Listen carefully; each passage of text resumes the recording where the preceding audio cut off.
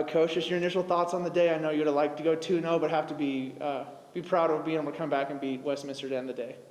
Yeah, I'm glad that we showed up in the second match. It definitely wasn't easy. I wouldn't say that it was a walk in the park victory for us. I think Westminster definitely put some pushback on us and fired up, but I'm glad that our team persevered. I challenged them to really push ahead and regroup and really focus on the next match and scout, and I think it really paid off for us this time. What did you see out of Maddie Nash? She catches fire, finishes with 18 kills, really caught fire in that third set. Just, what did you see from Maddie, and what did you kind of tell Maddie after she had came off the bench in the second set? Well, I think I challenged all of our hitters. I know that we had to generate offense, and we struggled a little bit with our serve, receive, and passing, so that limited our offensive kind of outlook, because I know we're very strong in the middle, and so we couldn't run the middles as much, and so it came out to be a little bit more predictable offense for us. So I challenge all of our pin hitters to really find their moments and just be fearless and not afraid of a block and put all the pressure on the opponent. I'm very proud of how Maddie showed up for our game in the big time. I think she just swung and kept mixing up the shots, and she was going fearless, and asked the team to also cover, so that gives that extra boost to all of the hitters. And McKenna trying to mix up the offense really opened up our pins a little bit more, and we're able to score and be successful.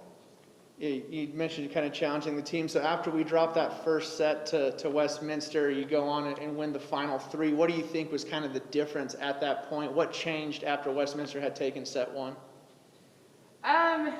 I want to give credit to the team. I think they knew that they had to show up, and it's just really leaving all your heart on the court. And I think I talk a lot about our identity and who we are, and we know that the first set wasn't indicative of how we are on the court and how we prepare and how we practice.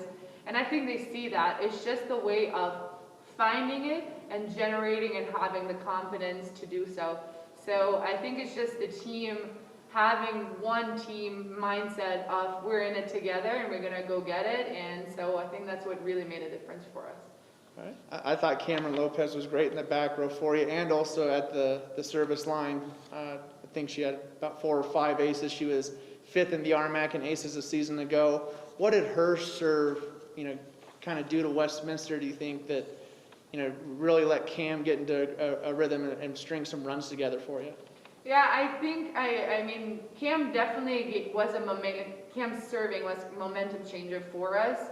I think it's just put a lot of pressure on the opponent, to score and find opportunities to score. They couldn't be in system, and that's the break that we needed. I think we needed to see that, hey, we're in this, we can compete, and Cam just didn't hold back. It didn't matter what the score was. She put a lot of heat on the serve, and it was really awesome to see her scoring some aces, but also just getting them out of system. So I'm really, really excited to see, what we're going to do forward and how we can generate a lot of pressure on a serving line as well.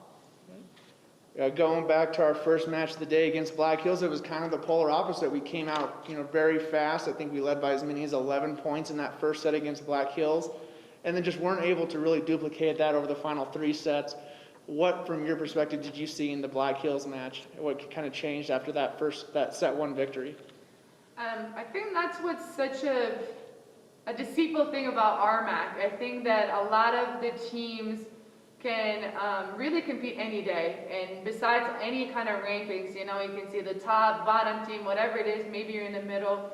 I just really do believe that any team can be beatable at any point. So I think us coming off, and I think having the confidence and home court advantage, and having, even though there wasn't a crowd, but just the energy of being at home and the confidence, I think it gives us that boost in the first set. But I think we might not be as prepared for the Black Hills to answer back for us, and I think it just caught us a little bit by surprise, so to speak. So it's more of what we need to adjust moving forward. I'm ready making the practice plan, and I think the team is on board for it. But I think it was a good teaching moment for us to see that we have to not only dominate but stay consistent with how we perform. Black Hills finished with 13 total blocks in that first match. What did you see offensively, when we were going against that Black Hills attack? Because 13 blocks for the opponent's not a number that we want to see most nights.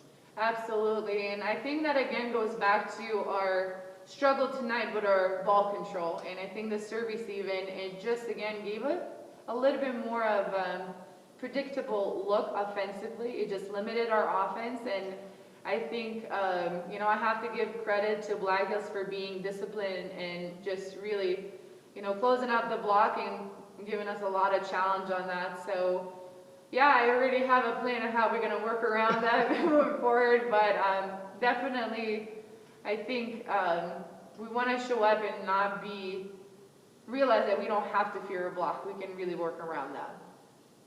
Alrighty, Coach, sitting at now 2-4 on the season, I believe. How you feeling after this weekend as we move forward now?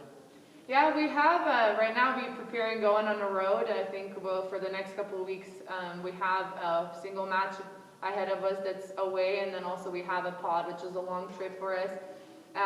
It's just, I think again, like moving forward, it's like working on the little pieces that we need to get better, and like the block and the serve receive.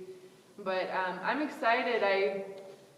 I think even in today's match, our freshmen had to play, and that was I think an energy boost for them, and like a little bit of a confidence boost. I think also knowing gives us confidence that our freshmen can show up and compete and perform, and especially in the first game, even though we lost, I think that our freshmen really stepped it up and just went fearless. So I think taking that momentum, taking that energy, off our win and focusing and putting that forward and seeing how we can compete and win. I think we now see we have work to do, and I know that was the locker room talk for us, and the team is on the same page to go to work on Monday.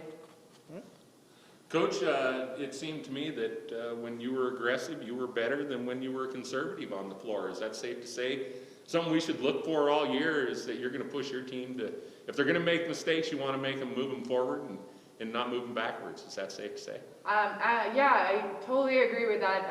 I actually told them there's a difference when it's an aggressive error and when it's a mistake that is just for timid, and having a mentality in going to win versus playing not to lose. I think it's very different and very visible. I think we still are a young team and we're learning how to win. I think we're learning how to answer the pressure.